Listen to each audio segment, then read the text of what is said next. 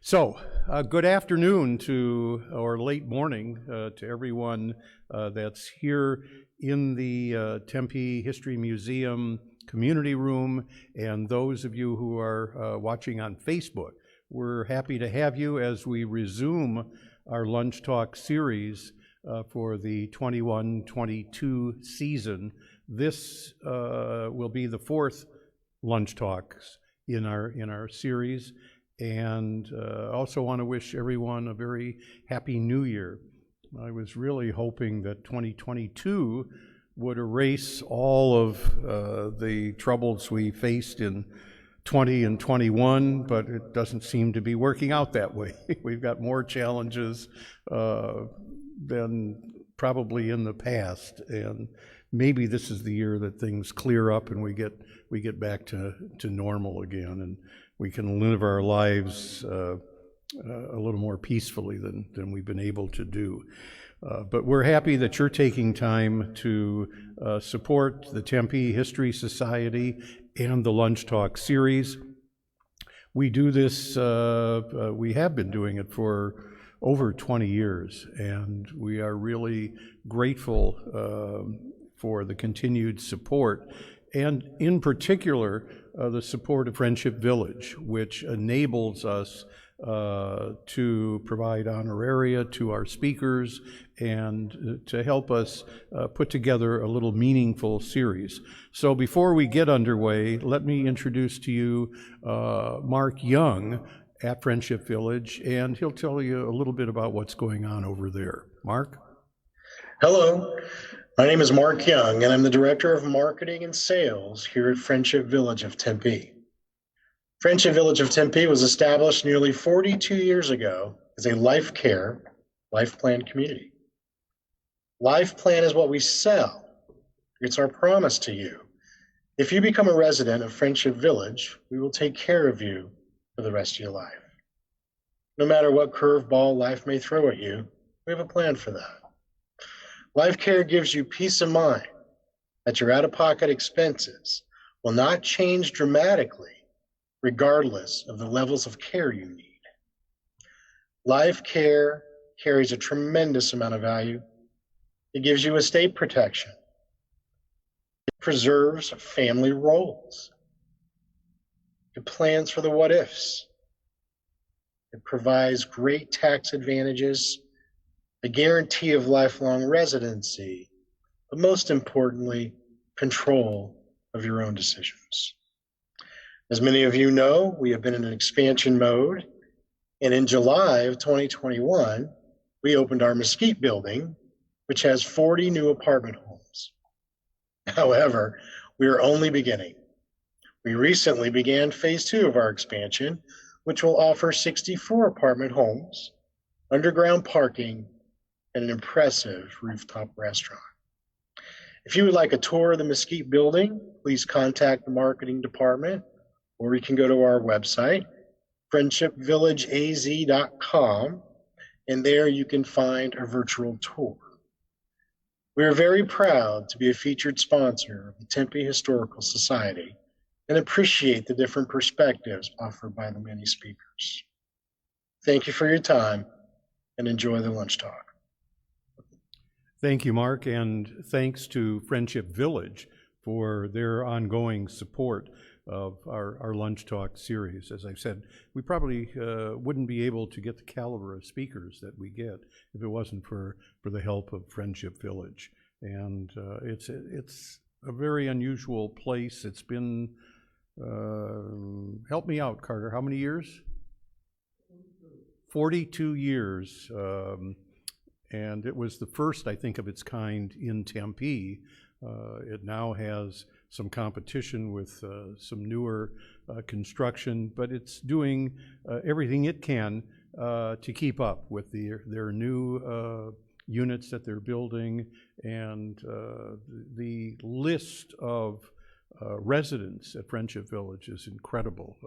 Movers and shakers from not only Tempe, but Mesa, former city council member of Mesa, lives at Friendship Village now. I'm not supposed to say that very loud, but we're amongst friends in Tempe. So again, thanks to Friendship Village. All right, moving on to today's program, I want to introduce Dave Pearson, who is a research professor in the School of Life Sciences, the College of Liberal Arts and Science over at ASU. And Dave has a kind of an unusual presentation today, and I hope its title doesn't scare people off. Urban Biodiversity in the Anthropocene. Did I get it right? Hallelujah, say amen. I've been rehearsing that for forever and ever, and Dave will explain the meaning of that particular word.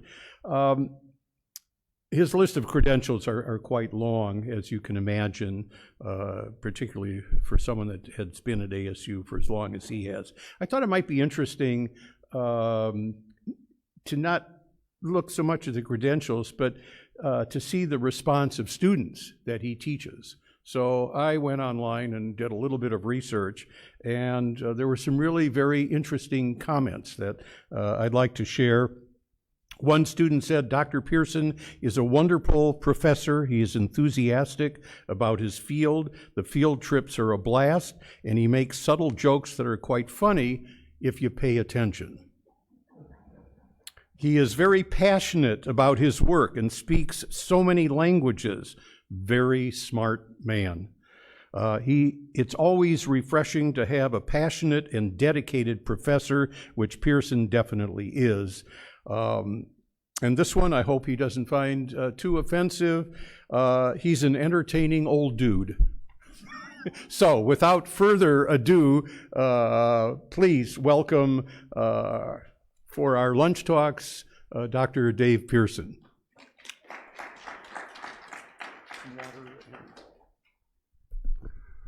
I guess old dude is a compliment coming from those kids. So, Anthropocene. There's an underlying theme right here, and that's going to be change. If you want, you can take your mask off. Okay, maybe. All right, people here. Okay. There's an underlying thing about change, which some people perceive as a problem, and other people perceive as a challenge. Change, we understand, involves people or things or efforts that are going to be winners, and they're going to be losers, inevitably. And we also have a tendency to talk about change in political terms where we emphasize the costs or we emphasize the benefits. We don't stop to think about inevitably there's going to be a balance that we have to understand between cost and benefits. And this is the way we're going to understand looking at things about conservation, biodiversity in the future. The word Anthropocene comes from the same root word as anthropology, talking about humans. Human beings now have so much impact on the world's environments that the geologists have seen us move from what we referred to before as the Holocene into a new era in which human beings are the primary movers and shakers. What they do, what they emit, have such a great effect on the world that they are contemplating now changing the next name into the Anthropocene. That is a geological era that is dominated by human beings. We can project the world's population just to get an idea of how much impact human beings are having and will have on the world. I always like to tell my students, they already see me as the old geezer, but I remind them that when I was 6 years old, I met the last surviving Union soldier of the Civil War. And he talked to me about his grandfather who fought in the Revolutionary War. Can you imagine how that compacts time? And when his grandfather was fighting in the Revolutionary War back in the 1700s, there were barely over 1 billion people in the world. Now we're cruising around the 7 and 8 billion, and the kids today in school are likely to see 10 to 12 billion. We can't ignore the fact that human beings are overwhelming the world and that our species is very much involved with what's going on, what's happening, and as at the crux of the change. Will that change have costs? Will it have benefits? What are we involved with, especially looking at the environment and biodiversity? We've had some people, like that man named Thomas Malthus back in the 1700s, who looked at the change going on even back then when it was a very, very small number of people relatively in the world. He saw some advantages. Death rates were dropping, birth rates as medicine got better, inoculations against smallpox, things like that. We saw that the populations were living longer, death rate was going down, birth rate was going up. And he started to estimate, well, if this keeps on going, will the good turn into bad? And he saw a dire future with so many people in the world that humans would outstrip food supplies, war, disease, starvation would reduce populations. And he was the first to come up with this kind of doom and gloom predictions about the future. Well, things didn't quite go the way he predicted. We survived. We kept growing and growing.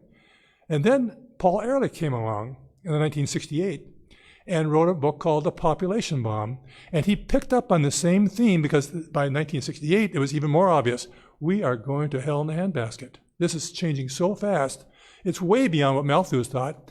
And Paul Ehrlich looked at population growth as a major impact, and I think he had every right to do that. And I think he was correct in looking at population impact on the world, having great influences. But he made a lot of predictions about the end of the world's population by the 20th century. He talked about food supplies going down, and what we find is these neo-Malthusians, as we call them, over and over again, have been wrong, over and over again. Not that the human beings don't have an impact, and a growing impact, but they don't take into account the way that we can accommodate ourselves through technology, through fertilizers, through all kinds of things that have helped and permitted us to get around these dire predictions. Will this keep on going, or do we need more predictions about the end of the world? Again, those are changes we need to learn from the past. There was a man named George Santa Anna who said those who don't learn from history are doomed to repeat it. So can we learn from Malthus and can we learn from Ehrlich that yes, there are changes coming, but we need to also involve the fact that we can adapt to, through technology, a lot of these changes.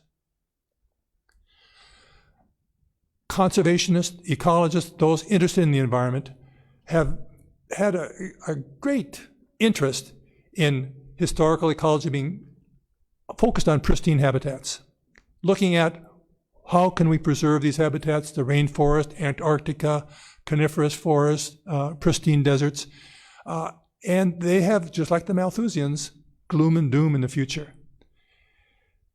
The near future is, without a doubt, more and more of the Earth's biodiversity is going to be involved in secondary and urban habitats.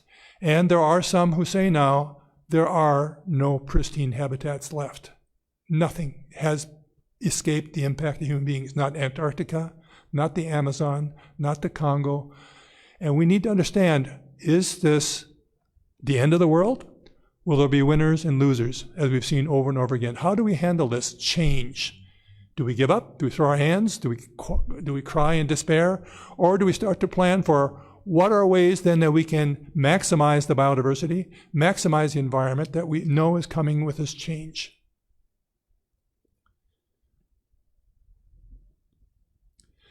One thing that I've learned from working a lot with people in Thailand, with my friends in the Mahuna communities, Quechua, Kofan communities in the Amazon, is that they have a very different attitude toward what human beings are. How do they fit into the world? When I ask most people to define nature or natural, the definition of natural inevitably comes up is something that does not involve human beings.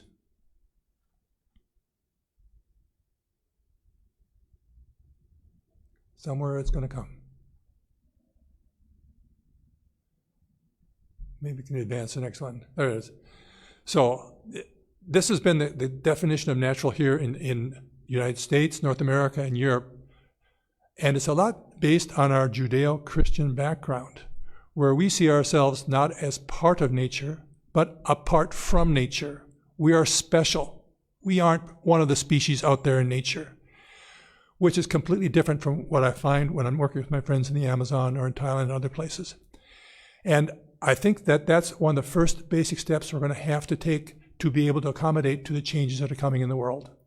that we have to see ourselves as a species in a community of plants and animals around us, and that we are affecting, impacting, and they are impacting us. We are part of that community, a natural member of the species community in every habitat. So, from that understanding, we know and are pretty sure that a lot of our future environment, future biodiversity, is going to be involved not with these primary, quote-unquote, pristine habitats, although I will say right now, there's no way should we give up trying to protect, expand, and make sure that we preserve as much of those habitats as possible. I'm not saying that at all. We still need to continue to work on those, and hard. At the same time, we need to also expand our interest to involve urban and secondary habitats so we don't lose that biodiversity as well. So urban ecology is a subdiscipline of biology and ecology associated with these urban areas. And it involves, unlike a biologist who deals maybe with statisticians and a couple other colleagues in the sciences, somebody working in urban ecology is going to be working with city managers, with lawyers, and God forbid, with politicians, knowing how to talk to them. People who don't speak scientificese. That's a big part of the communication, learning how to talk to people who don't speak that jargon. Involving climatology, public health, landscape, construction companies. These are all the future interactions involved in urban ecology. If you look at the urban ecosystem, don't worry about the details here, but what it emphasizes is the interactions are ones that most biologists who have been working in ecology before are not familiar with working with, involving with politics, economics, administration and government, civil participation, planning, all kinds of demography, things that are now very, very important in city planning will become core to urban ecology.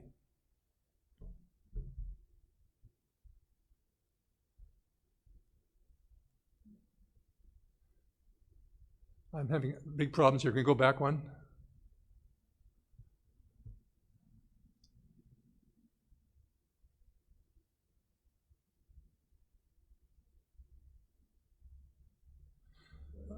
Back one more, okay.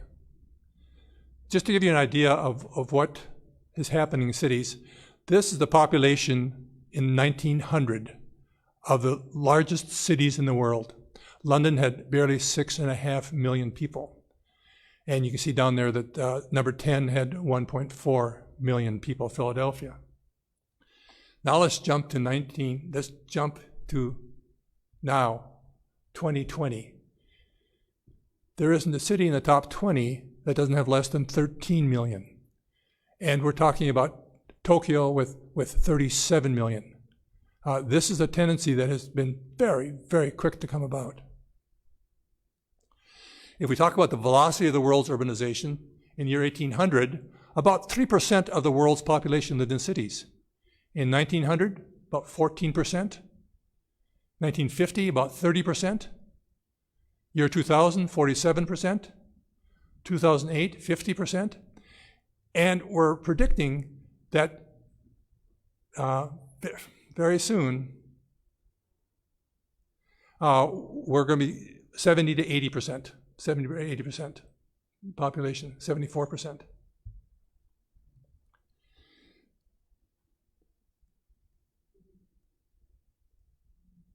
So, what are the costs of urbanization? Again, here's the cost and benefits we need to look at. There's, of course, traffic. There's housing problems with all kinds of levels of economic needs. Water availability. I'm taking these examples. I've worked a lot in Peru. These are all examples from Lima, but I think we can see a lot of these applying right here to Phoenix. Garbage disposal and spread of diseases. These are all big costs of urbanization. And we can put on lots and lots more costs to understand, wow, urbanization really is a dire place. Why is it that so many people are moving to cities? There has to be some reason why urban areas are attracting so many more people. So again, here we have to look at the cost and the benefits. So what are some benefits? Well, efficiency, basic services of electricity, water, transportation are all in a smaller space. Also comfort, access to health and social activities.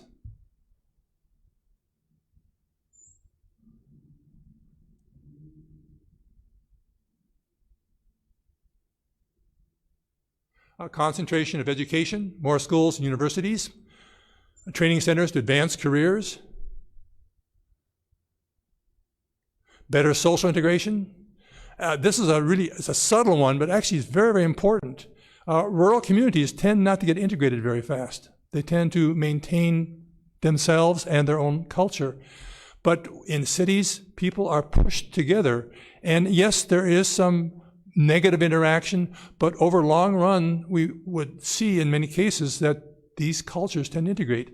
When I was in Minnesota, we never heard of a tamale, never heard of tacos.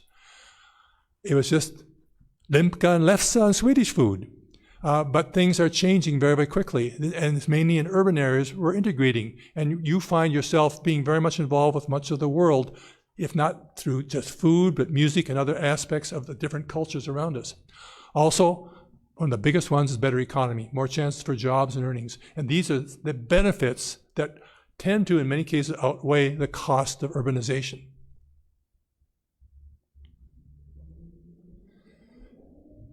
Here's another cost and benefit. Here in Phoenix, we really see this. If you drive out I-10 towards Tucson, about Wild Horse Pass, if you have a temperature on your car as you go, at Wild Horse Pass, especially in the summer, you'll see the temperature on I-10 go down about 15 degrees, sometimes 20 degrees, depending on the time of day. It's like walking through a curtain or driving through a curtain. The concrete and asphalt in the Phoenix area, the way the houses are built, in many areas, the lack of green spaces means that the heat is retained all through the nighttime. And the next morning starts out at higher temperature, and then induces this, what we call urban heat island effect. It isn't far outside that you can go and you escape it. Is this a cost or a benefit? Again, there are winners and losers in this situation as well. We'll talk about that as we go along, too.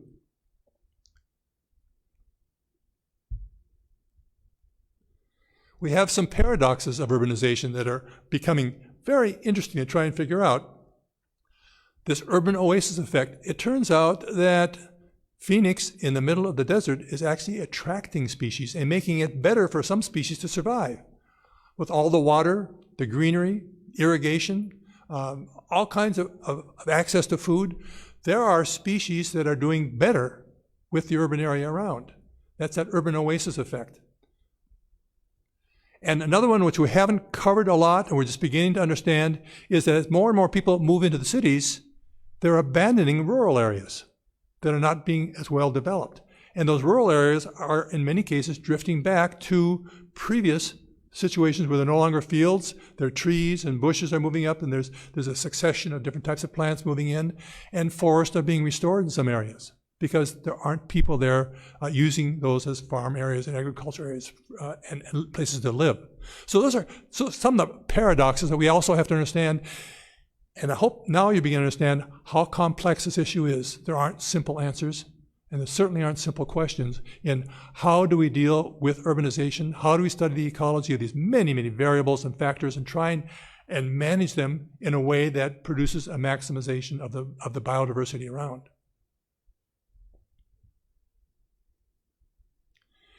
We have some very negative things. I know there are people who like cats, and we have good evidence that if you let your cat out, I don't care how well your cat is fed, your cat is very likely going to kill native birds. And we have estimates that over 2 million wild birds are killed each year by domestic and feral cats. And I know there are cat lovers, and they don't want to hear this sometimes, but the best thing for the cat and the birds is keep that cat inside. I mean, that's a very, very simple way to try and resolve that. We have other ways, again, which people in cities are starting to make the city livable for greater biodiversity. These are some pictures from Bombay and New York City and Chicago, in which these tall, high-rise buildings are filled with gardens on the roof and gardens on the balcony, all kinds of plant life. There's actually been a problem in Mumbai, we used to call Bombay in India now, in that leopards have moved into the city. There are so many of these kind of green areas, and at night the leopards move in, which can be a trade-off, very definite trade-off. Having a leopard in your backyard is not always the best thing to talk about either, but just an idea of how cities can adapt, and strange enough, how some animals can very quickly adapt to very, very minor changes that permit them to do well. Here in Arizona, landscaping. And it doesn't need to be major landscaping, just minor landscaping around houses can make a big difference. And what we can do is very, very quickly divide these improvements for biodiversity in urban areas into food, water, and shelter. If in your landscaping efforts you can provide those kind of things, it's amazing what you can bring in. I live at Friendship Village, and that is kind of an island of fairly mature vegetation. And in the last 10 years, we've found 122 species of birds just in that area. It can blow your mind, including hawks and ospreys and eagles, things that you wouldn't normally associate with living in the city. Give them some chances, and they'll take advantage of it. A worldwide study was done on urban birds, including things like peregrine falcon. Do you know we have peregrine falcons that nest in downtown Phoenix? It was a bird that was endangered up to about 30 years ago. And of all the birds found in cities, there's over 2,000 species now been recorded in very, very urban areas. That's 20% of all the known bird species in the world live in cities. All they need, in the case of the peregrine falcon, is some pigeons around and some very steep buildings to nest on like it was a cliff.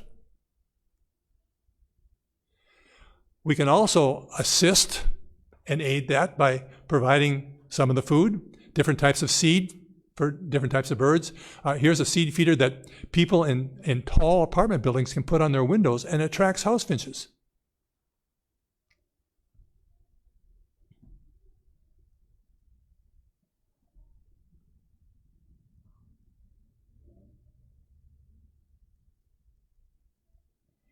And other types of feeders, sock feeders for thistle, larger sunflower seeds. It's amazing how many of these birds come to these feeders. Of course, there are trade-offs. I guess there are costs too, because by bringing these birds together and concentrating them, they also can spread diseases amongst themselves. So again, there are things that we're beginning to understand where we can go, how far we can go, what we can do. It isn't all easy and say just put out seeds. We have to understand, we have to have some way of understanding what the trade-offs are, the costs and benefits for even something like this. For hummingbirds, the hummingbird feeders have made possible many individual hummingbirds to live in Phoenix that wouldn't otherwise live here. But more than hummingbirds come to hummingbird feeders. We have Gila woodpecker and hooded orioles. Lots of other birds come to these hummingbird feeders, and also honeybees come to these hummingbird feeders. And if you want to put them out, you don't have to use the red dye. That doesn't help anything. In the summer, 1 part sugar to 4 parts water. In the winter, 1 part sugar to 3 parts water. And that is a way to keep their energy up during the cooler parts of our fairly warm winter, but still it can be pretty cool for some of these species. But again, just providing these types of feeders is a way that some species can exist in an urban area that they otherwise couldn't. We're also finding that some species, here I include some birds, but there are much more than birds, these are all desert species, adapted for living in desert areas.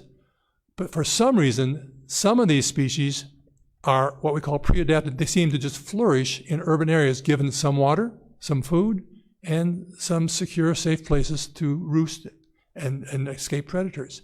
We also have predators in Phoenix. We have a whole list of other urban animals, some of which we have helped. The monarch butterfly, by planting milkweed, we find we can. I have monarch butterflies right in our backyard at Friendship Village, and we have larvae right there, caterpillars, that on just a couple of plants of milkweed. It's an amazing way to attract an endangered species. If you live in Anchorage, of course, you've got moose coming right into town. We have scorpions, it's wildlife, whether you like it or not, rattlesnakes in some parts. Certainly bobcats are coming in more often. If you live in Seattle, they have ways in which salmon are right in the middle of Seattle. Los Angeles has mountain lions. We have lots of lizards here. Again, on and on. There are squirrels right here, given some security and food. These are desert-adapted species that can do well in urban areas. Rabbits, mule deer. If you live in Miami, you've got alligators coming right into town. Raccoons. Austin, Texas, they have a place where Mexican free-tailed bats come out in the thousands, right in the middle of town there under their bridge. Again, these animals can take advantage of what we would not otherwise probably have produced specifically for those animals, but they come and they can take advantage of them. So urban ecology involves a lot of things we hadn't expected and things that were adapted for very different habitats doing well in cities. I don't know if any of you have visited the riparian preserve at Water Ranch in Gilbert. It's at Guadalupe and Greenfield. 110 acres. It was set aside in 1999 when most of that was cotton fields around it. Now it's all built up. So here we have an island of 110 acres. They have 7 ponds, large ponds. 6 of those ponds are actually used for tertiary treated sewage water to recharge the aquifer. They put them in the ponds, that water percolates down and recharges. Very, very good water, gets filtered out and recharges the aquifer. And they have to rotate that because the lakes build up algae on the bottom and it acts like a seal. So they have to rotate the depth of the water in these ponds, which means you've got some mud flats, you've got some deep ponds, you have shallow ponds, you have a variety of habitats. They've planted mesquite trees, all kinds of native trees, bulrushes, cattails. They have a butterfly garden. And since 1999, can anybody guess how many species of birds have been found here? 320 species of birds. It just blows your mind. And these include pelicans, roseate spoonbills, streak-backed orioles, all kinds of ducks, beyond just our houses and our landscaping. By having some relatively small plots of land set aside with native vegetation, it's remarkable how well these species can do.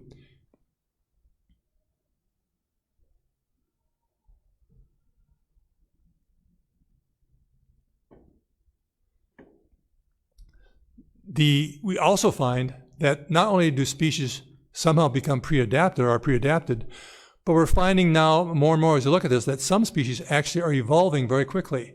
This is a flower that's very much like our dandelion. It is dispersed in the air. You know how you take a dandelion and how those little fluffy seeds flow out in the wind?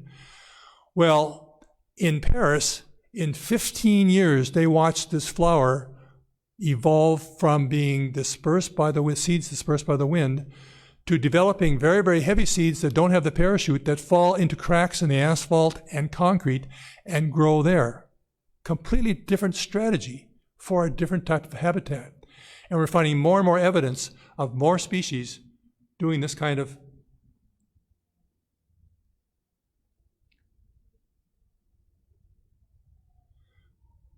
another species we found is the coyote.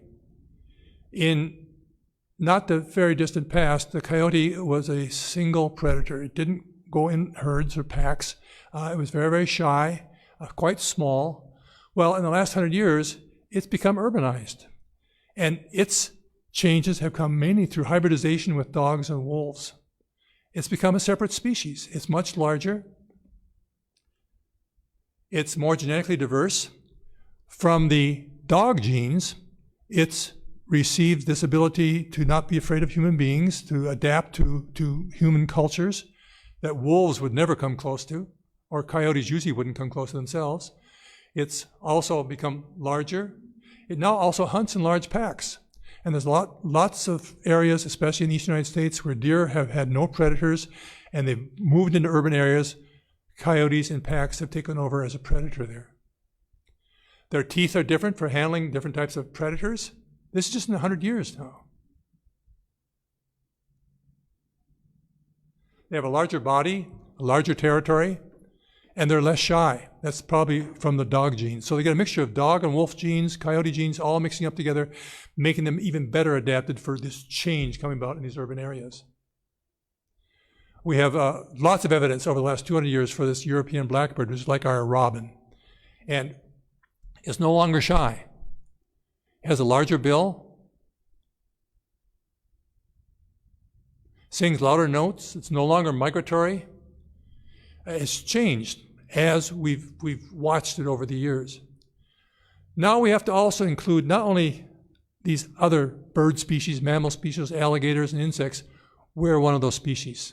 We have to look at ourselves as a member of this community in this urban ecology. We understand that it's really easy to talk about the gloom and doom of what's happening to the world, how bad it is, how things are really, really going bad.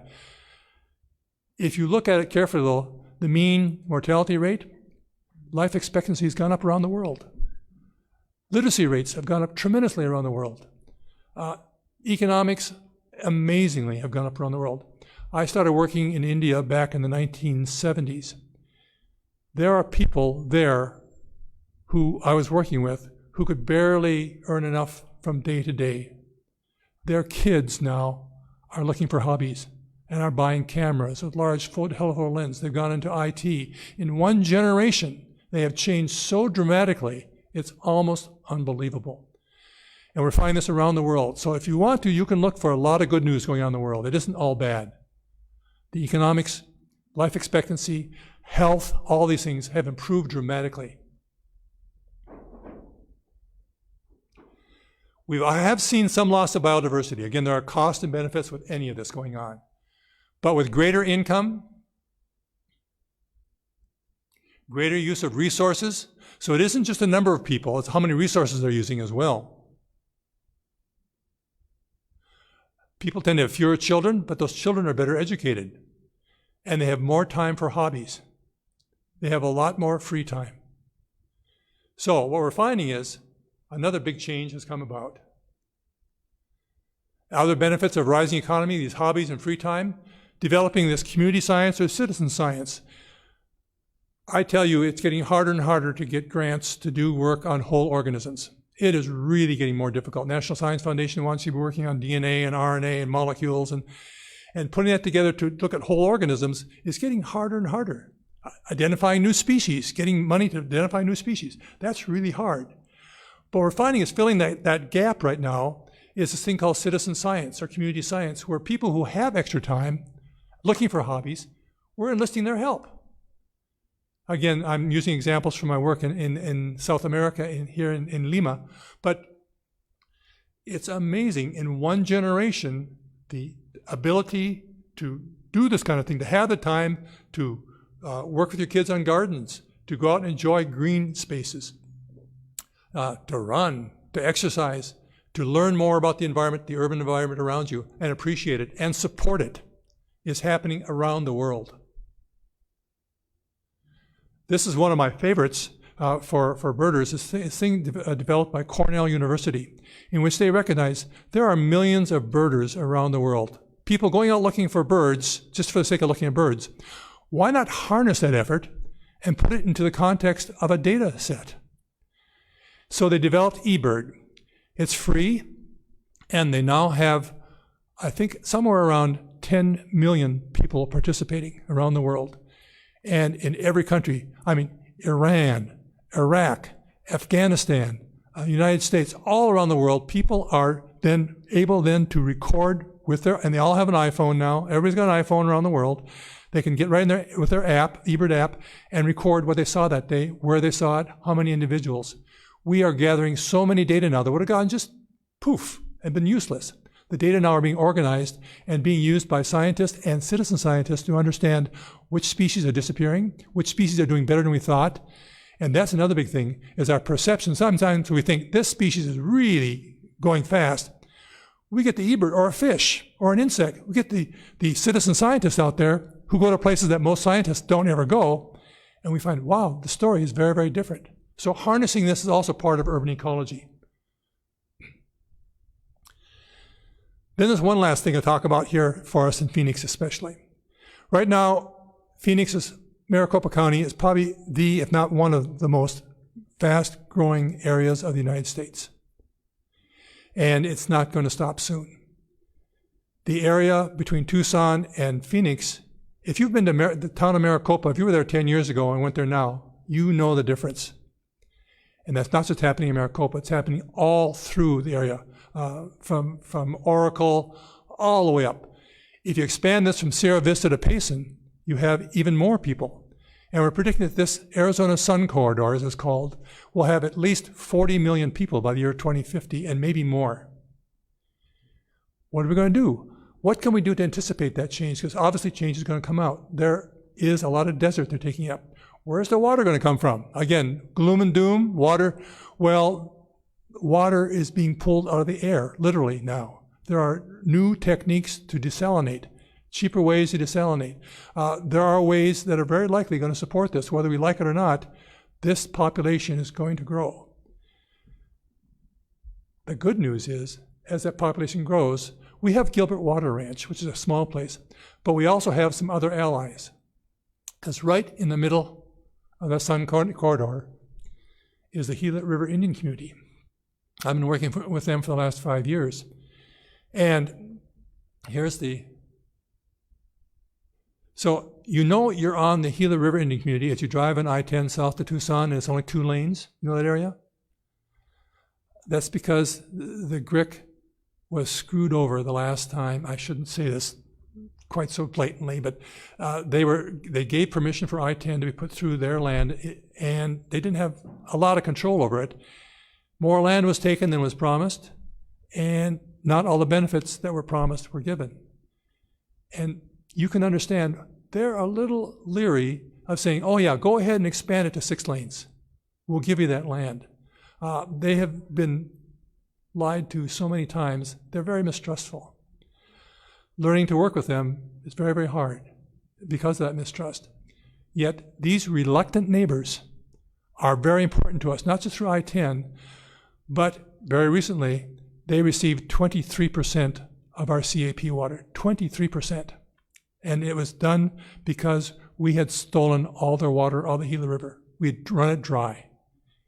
And they, through the courts, it took them many, many years, they finally fought back, and yes, the court said, you have a right to that water, but there's no water left in the Gila River. So, as a way to make up for that, they were given 23% of all our Central Arizona Project water. That's almost a quarter of the water. They've also been very good in helping us with our drought contingency plans, giving back some of that water, releasing it back. Again, we are dependent on these reluctant neighbors, whether we like it or not. We need to understand them and work with them. In the middle of this Sun Corridor,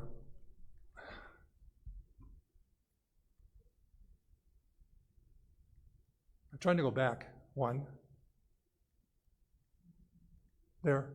So in the middle of the Sun Corridor, there are about 16,000 people from 2 different tribes living here. And again, you can't stereotype them. They aren't all pro-wild horse. They aren't all pro-Republican or pro-Democrat. There's a lot of range there. I'm not pressing anything now. Okay. So, working with them is really important for us in our community and our future. Here's a combination.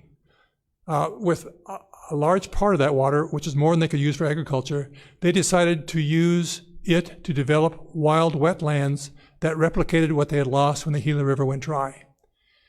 And at the same time, they're using it to recharge their aquifer, just like Gilbert Water Ranch does. They're using that water in the wetlands to recharge their aquifers. Look on the left there. That's the new MAR 5 aquifer site in April 2019. Look 1 year later on the right. Can you imagine what it looks like now? They planted cottonwoods. There were sticks in the ground that look like this. You can see them, just barely see them there. They planted those cottonwoods now are 30 and 40 feet high. Same with the willows. And the cattail marshes now go for miles. They use the cattails for their weaving. They have, for their own benefit, they have paths with signs explaining in their Peepash language and Otom language, what this plant's good for. And they asked me, would you come in here and document the return of the birds to this area? And in this short amount of time, we found over 200 species of birds showing up here. And when I go out there, every week I go out there, more and more new things are showing up. That's part of what's going to be there, even as the Sun Corridor is completed. When the Sun Corridor has 40 million people, the GRIC area will still be like this. It'll be somewhat changed, but there'll be many, many areas like right in the middle of everything. So we have them to thank for preserving a tremendous amount of our biodiversity. The problem is we're not very tolerant. We haven't got a good history of tolerance or understanding of these other cultures around us, which is another part of urban ecology, is learning to not only understand but appreciate and incorporate their understanding. They have folk songs, they have tales of many, many species that actually give us insight scientifically into what these species do. It's a different type of science, and it's very easy for scientists to say, oh no, that's not science. There was no scientific method there. That's just a fable. That's just a song. But embedded in all that, I worked with especially tribes in South America. I remember one of my friends from the Quichua tribe said, well, this bird we call cacique is a very, very selfish bird. It doesn't build its own nest. It waits for the rains to come and for the other birds to leave, and then it moves in and takes over a nest in the middle of all the other nests, the abandoned nests. We'd never heard about this before. We studied it, and yes, that fable was based in biological observations. And over again, we're using their fables and their understanding to advance our knowledge of species for which we don't have data yet. And that takes a lot of tolerance. I don't even like the word tolerance. That takes a lot of understanding to know that people can think in different ways and still come up with very, very useful ways to help us advance these types of things in ecology. So, all in all, we need to look at and understand and think about the changes coming. And we can look at two very different ways of a future of Phoenix. Is going to look like the left, full of pollution, dark, dry, just unlivable in many ways, or with some planning. What can we do and make it look like this on the right by 2090? Understanding all the factors, the complexities, and knowing that you need to deal with people who don't think like you all the time. That's really difficult. How easy it is to politicize these efforts. And that's the downfall. If these become politicized, no one's going to listen to anybody else. You have to find common ground. When I talk to my friends who have very, very different political views, what we do is, the way we work it out is we find out, wow, we have a common ground in hunting. We want to preserve the deer populations. We want to understand the habitats. And we concentrate on those. And we can leave the other diversive political things aside so that we know we are both people who have common interests. And this is a big part of the psychology involved with urban ecology as well. So here you have yet another area, another field being involved with economics, with city planning, with construction units, psychology. All of these very, very complex factors need to come together for us to have a future that looks more like that on the right than it does on the left. James Lovelock has predicted the Novacene will be the next geological age, when cyborgs keep humans as pets. Thank you very much.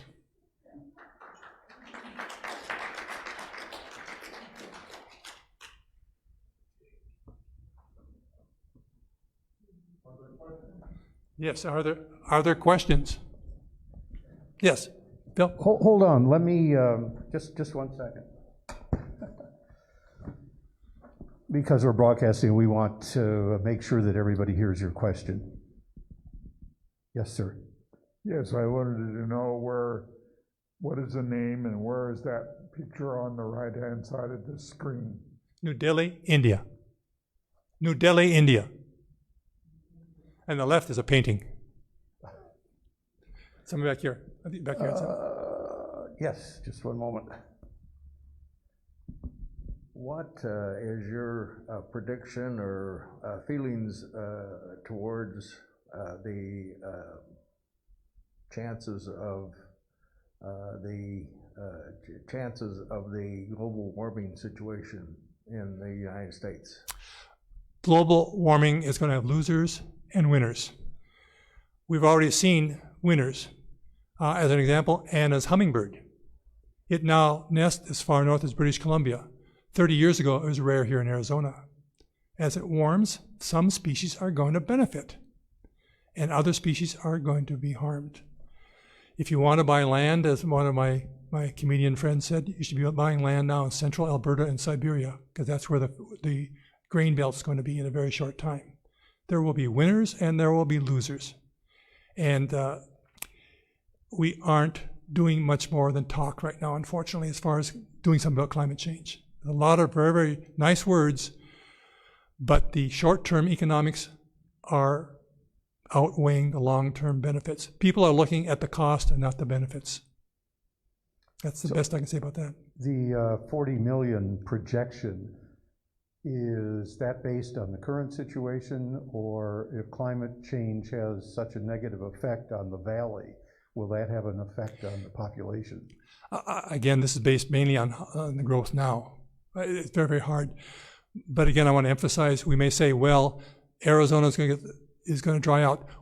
There are things that we haven't thought about very much, and that is we may see a Katrina here in Phoenix, and that would be like a Katrina hurricane. Instead, for us, it would be a summer in which the temperature goes up to 125 degrees and stays there for 2 weeks and completely blows out the electric grid. Those are all possibilities that are there. And how do you prepare for those? Again, do you have short-term investment for something that might happen? Again, how well do we prepare? It's a big question. Dr. Pearson, it's so heartening to hear all your wide-ranging knowledge on so many subjects. It's really great. 45 years ago, I interviewed Dr. Norman Borlaug, Nobel Peace Prize winner for the Green Revolution, and I wrote an article when I was farm editor for a newspaper in Waterloo, Iowa. Is the Green Revolution still alive? Has it gone beyond that? For sure. Genetically modified organisms, GMOs, are here to stay. And I have a real big argument with those who are against all GMOs. We've been using GMOs for 10,000 years. And our ability to genetically modify plants and animals for food is just amazing. We've barely seen the technology.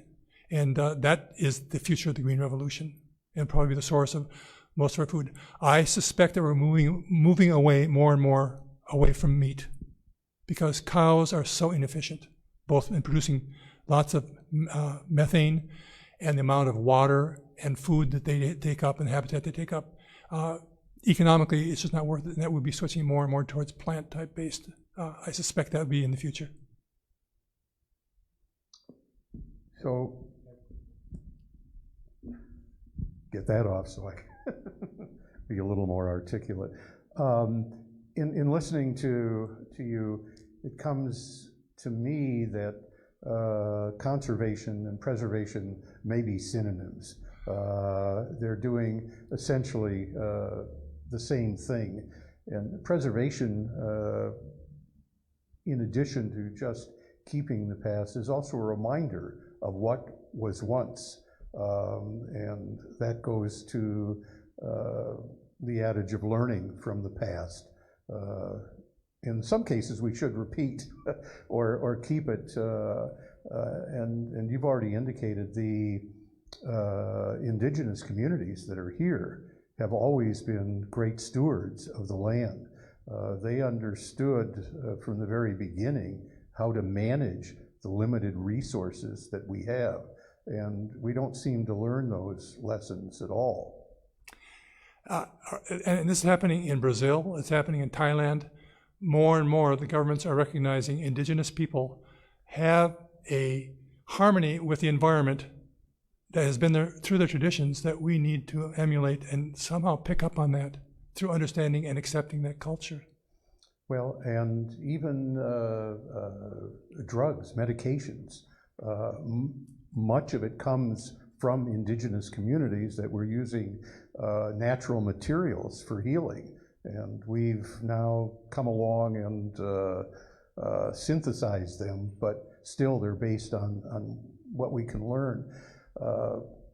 And it's interesting, you know, at one time there was thought of giving reservation land, what is now most of Maricopa County, to the Native American community, and one of the presidents said, no, that's too much, and we've always given the least desirable land, but as we've urbanized, it now is a demonstration of how important that land is.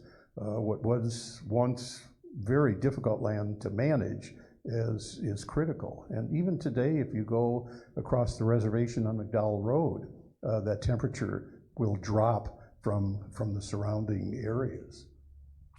And also, places like the GRIC are probably going to be our food basket in the near future, where they'll still be continuing to grow things that have been otherwise urbanized. I might also add about the medicines. Yes, 30% of our medicines come from tropical plants, these poisons that tropical plants have in them. Things like aspirin have come from willow, acetylsalicylic acid. And unfortunately, the way we approached, the chemical companies approached it now, was chemical piracy. You'd come in and you'd get the knowledge and you'd go home. It saved you lots of time by just asking the indigenous people, what do you do for headaches? I'll use this plant. We'll take that plant and we'll synthesize it. It saved us 20 years of looking for that plant. What do we pay back? Nothing. And what it has instilled in these governments in South America, and especially indigenous people, is again, lots of mistrust, which is going to take a long time to overcome. True. And then the idea of, excuse me, urbanization has really, is being demonstrated right now in Tempe. Tempe was for many years a suburban community. It's also the smallest community in landmass, just 40 square miles. And the desire to live here and to have a thriving university has really put pressure on Tempe, and we're seeing it along the lake, the absolute density that's coming. And I'm just wondering how you view that concentration of density, how that affects Tempe. Well, I'd say in the long run, in some ways, having dense population and building up. Tempe is being forced to build up now. Again, there's a lot of benefits as far as efficiency, having people close together, not spread out. We can look at lots of benefits. Of course, there's some costs, but do the benefits outweigh the costs? That's the question we have to ask. The other big thing is, as more and more people come here to Tempe, they may be leaving rural areas. They may be leaving parts of Southern California or parts of other parts of the world that aren't being replaced. So we're absorbing more and more people here, and perhaps one of the trade-offs is that other parts of the country are having fewer and fewer people. And of course, that density is creating some serious transportation issues. Tempe is an unusual city in that, at least in the downtown area, it's not built on a grid. You go to large cities and you've got a grid and escape routes, but we have a thing called the Butte, we've got the railroad, we've got ASU. There are a lot of barriers that create real challenges when you congregate that much density. And if anyone thinks that we've reached the end, there is a massive development in Novus that'll be taking place east of Rural Road and through the old Karsten Golf Course. So folks, you haven't seen anything yet as to what we're going to get in probably the next 5 or 10 years. On the other hand, Tempe's been very good about the orbit bus and light rail and things like that, which are setting examples for many other parts of the valley as well. That's good. I mean, Tempe in the past has always been a model for other cities, and it was forced into that because by any measure, we are just a tiny little community compared. Mesa's planning area, I think, is 360 square miles, and we're talking about a build out at 40 square miles. One other question too comes to mind, and that you kind of alluded to it, birds in particular, but other animals. what are they telling us about the ecology of the area and our entire ecosystem for the future? Again, they're telling us there's change, and some organisms are telling us, I'm able to change. I'm going to adapt. Because that's not the way evolution works. You don't figure out I'm going to adapt and go that direction, but adaptations, and we can help it along by understanding what are the positive aspects for these organisms that have lived in the desert for so many millions of years to be able to come into here and do well around us in spite of our urbanization. So your bottom line message for the future is? Accept change and look for the benefits, not just the costs. Very good. Well, we really appreciate you coming today, and these are things that are on everybody's minds now. But when you really bring it home, I think it has more relevancy. You see these issues discussed on television, and you say, it doesn't affect me. I live out here in Arizona. I don't have all this other stuff to worry about. But we are in a very unique ecosystem that really needs care and observation. And as you've alluded to, if we would maybe just involve the Native American community a little bit more, we might learn some very good lessons for the future. So again, thank you for coming out. Amongst all of this stuff here, I have a humble little gift from the Tempe History Society. Richard Nearing, I don't know if you knew Dick Nearing, tremendous pen and ink artist, and that wasn't even his profession. He just had this uncanny ability to do great work with pen and ink, and consequently I never liked him because I can't draw a straight line. This is a print from Dick Nearing, and it's one that I have not seen before. I'm not aware of the Matley Market. I don't know if anybody remembers that in Tempe. It was on East 8th Street, which is now University Drive. It was built around 1912, later demolished, and Matley's employees included Roy Hackett and Welcome Matley, the son of the owner. So that is our little gift for you, and we appreciate your coming out and visiting with us today. It was an honor. Thank you.